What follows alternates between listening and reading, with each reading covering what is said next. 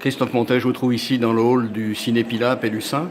Vous sortez d'une des deux projections de la 3e édition de l'Étoile du Pilat, Festival de cinéma écuménique.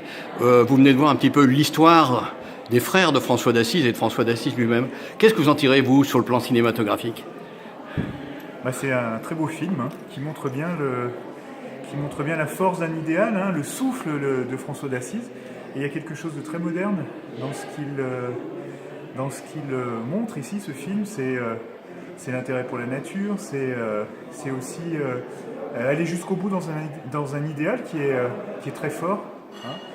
Et puis en même temps, c'est cette vie communautaire qui est très fraternelle. Vraiment, on voit les relations entre les personnes qui sont très fortes là. Voilà, puis en même temps, ce personnage d'Élie de Corton qui est aussi très intéressant parce que c'est une façon aussi de.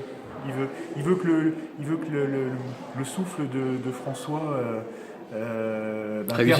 perdure, aille loin, etc. Et donc pour lui, voilà, il faut passer par une règle, il faut se plier à un compromis avec l'Église, ce que ne veut absolument pas faire François. Sur le plan du cinéma, je veux dire, de l'esthétique du cinéma, de la façon dont c'est tourné, comment vous l'avez apprécié?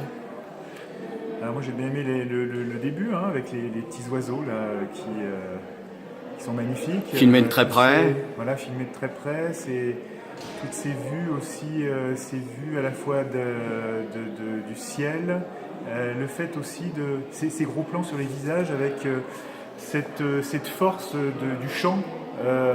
Avec le visage qui est tendu vers le haut, puis cette joie aussi à chanter entre hommes, etc. La gloire de Dieu, c'est vrai que c'est très beau. Le fait que ça ait été tourné en Rhône-Alpes, pour vous, ça vous semble une bonne idée finalement? Il n'y avait pas besoin d'aller en Italie? Oui, c'est vrai. C'est intéressant parce que l'Ardèche, c'est aussi le lieu des utopies un peu, un des berceaux du protestantisme voilà, aussi. c'est ça, ouais, exactement. Donc c'était intéressant.